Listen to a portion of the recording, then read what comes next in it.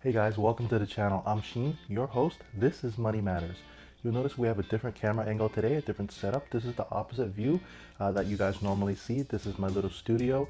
Today I'm recording on my iPad, so sorry for the quality, but I decided I'm going to record on my iPad so I can also record on my phone. I'm going to do a screen recording of my phone and bring you into the Robinhood app. I'm going to go through selling options on the Robinhood app and just kind of go through step by step about everything that Robinhood shows you and what selling put options is all about. I put a video out a couple of days ago doing selling put options, and I know it's a little complicated. It's a lot to wrap your head around when it comes to options. So I'm going to try to break it down even easier, even better by walking you through the Robinhood app. Guys, if you like what I'm doing, please consider subscribing. Give me a thumbs up. It really helps out the channel, pushes the YouTube algorithm to spread my video to other people. Check out my other videos. If you like what I'm doing, please give that thumbs up. I do a lot of videos about money, finance, how to grow your money, how to invest your money, how to make money work hard for you. All right, guys, let's get started. All right, guys, so this is the Robinhood app. This is the main screen. So if we want to look for a stock, so I'm going to look for a stock for selling a put option. So that's what I'm focusing on right now, is just selling put options. There are two reasons why I'm only focused on selling put options. Number one is I see it as a win-win because if I sell a put option, I am able to collect the premium, which is basically like collecting insurance. So I get that money up front. It's in my account as soon as I sell the option and somebody buys it. I get that money, it's in my account, and that's it. That money is always mine. I get to keep it no matter what. So that is why I like to sell the put options, because I get that money up front. The second reason why is if the trade doesn't go my way and the stock that I'm selling the options on actually goes down, then that's okay also, because I get to buy that stock at a lower price. And so I would only sell put options that I have actually researched. So if the stock goes up, I'm okay because I'll get to keep the premium. If the stock goes down, I'm also okay because I get to buy that stock at a lower price. So those are the two reasons why I prefer, at least right now, of only selling put options. All right. So we will only choose a stock that I am good with buying at a certain price. And so because each put option controls 100 shares, that I would have to look for stocks that I'm comfortable with buying at least 100 shares. And so because it's 100 shares, I don't really want to spend more than $1,000. So I'm going to look for a stock that I could hit a strike price of $10 or less. That's because $10 times 100 shares, that's $1,000.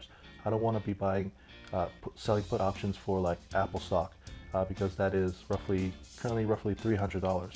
So if I was selling put options on an Apple stock, it would be roughly $300 times 100, so that's $30,000. I just don't have $30,000 to put into any stock. So we're going to look for a stock that is roughly in the $10 range. And so I have one right here. So RVLV, this is Revolve Group. If you've seen any of my other videos, you'll know that I am invested in Revolve and I have, accounts with Revolve already in them. So I have done the research on Revolve, so I am okay if Revolve drops and I have to purchase it for $10 or under. And obviously I'm okay if Revolve goes up because if I'm selling put options, I just get to keep that premium. All right, so Revolve Group is currently trading at $13.17. So that is in that $10 range that I'm looking for. So you hit the trade button, and so you have options to trade options and to buy.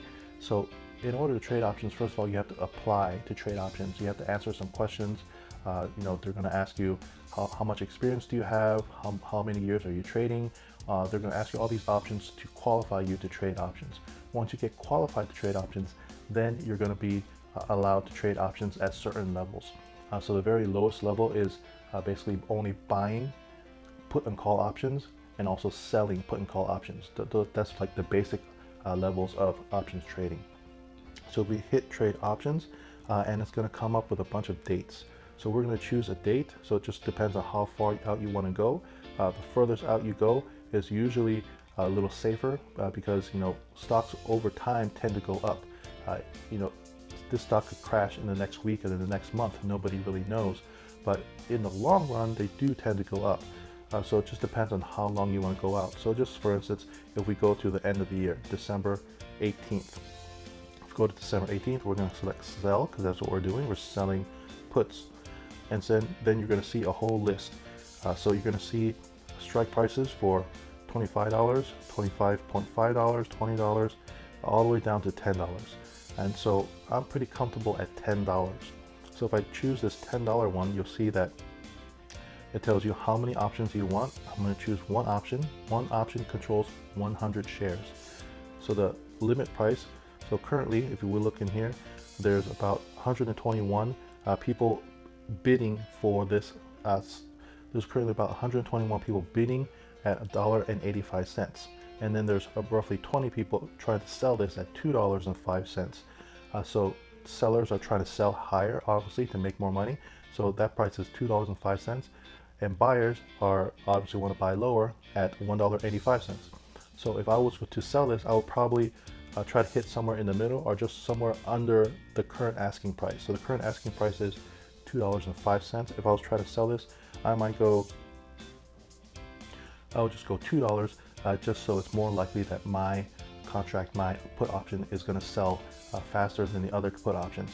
So if I put $2, it's more likely that's going to sell.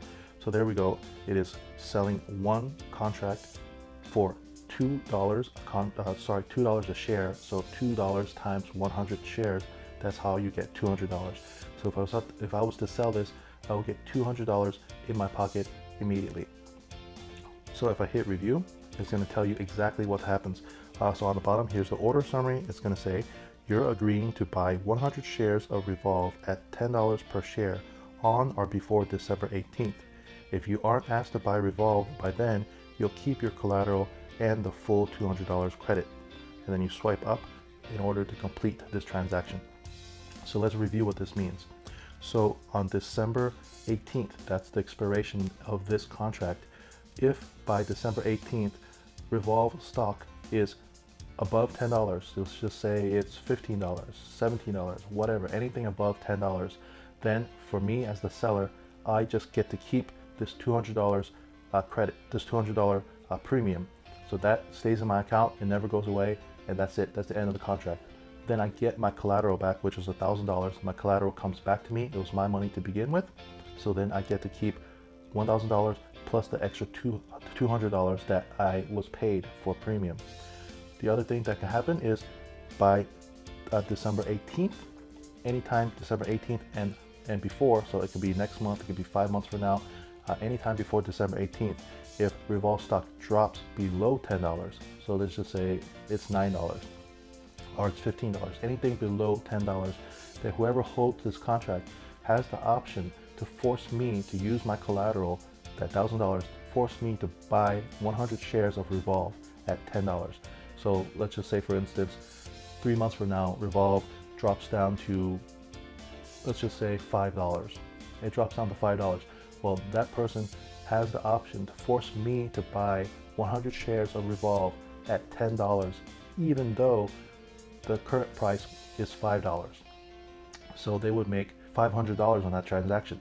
So they could essentially go to the market, buy Revolve shares at $5, buy 100 shares of Revolve at $5 if it drops to $5, and then by holding this contract, resell it to me at $10. And so they make $500 off of that, because the $5 difference between their buy price of $5 and selling it to me for $10, and that is 100 shares, they make $500 right off of that contract. So those are the two things that can happen. So this is why I like to sell put options. Like I said, it's a win-win in my opinion, because if at expiration date Revolve is over $10, then that's fine. I get to keep my premium, which is the $200, plus I get my collateral back, which is that $1,000. So I just made $200 on that $1,000. Now, if it falls below $10, below my strike price, I'm fine with that also, because I get to buy Revolve at $10 a share. And since I've done my research on Revolve and I'm comfortable with Revolve, I am fine buying Revolve at $10 a share, because this company is a good company, has a good balance sheet, and traditionally, even before this illness 19 situation, Revolve was trading at $18, $19, and $20 a share. So if I get to buy this at $10 a share, that's completely fine with me. I'm very happy with buying Revolve at $10 a share. It's not the lowest price. Revolve has been down to like $7 and $8, but hey, if I could buy it for $10 a share, I'm happy with that. So that's why it's a win-win. So guys, I hope this makes more sense by walking you through the Robinhood app, exactly how it is to sell a put option. If you like what I'm doing, please give me a thumbs up. It really helps out the channel. Consider subscribing if you haven't yet already. Check out my other videos. Do a lot of videos about money, finance, how to grow your money, how to invest your money, how to make money work hard for you. Thanks guys for watching. Catch you in the next one. Peace.